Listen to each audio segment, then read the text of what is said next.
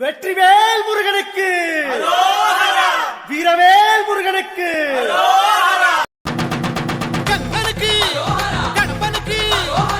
திருத்தணி முருகனுக்கு.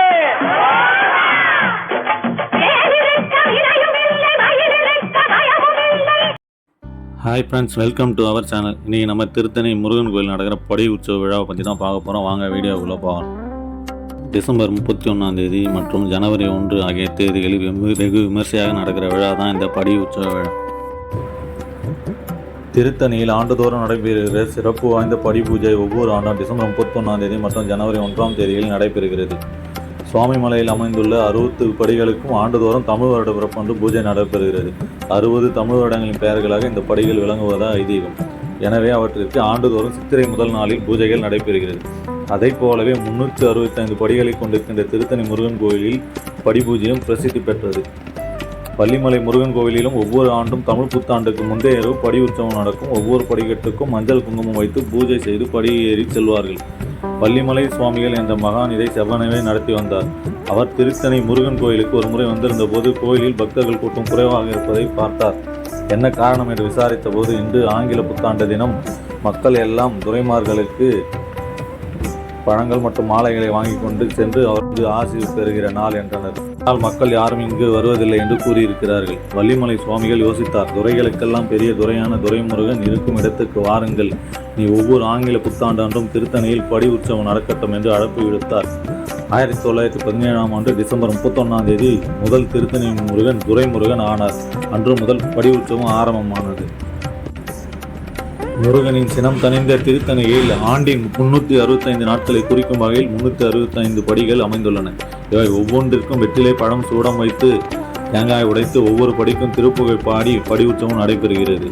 ஒவ்வொரு ஆண்டும் டிசம்பர் 31 காலையில் தொடங்கி மறுநாள் விடிய நடைபெறுகின்ற இந்த படி பூஜை புத்தாண்டு தினமான ஜனவரி 1 அன்று நடைபெறுகிறது.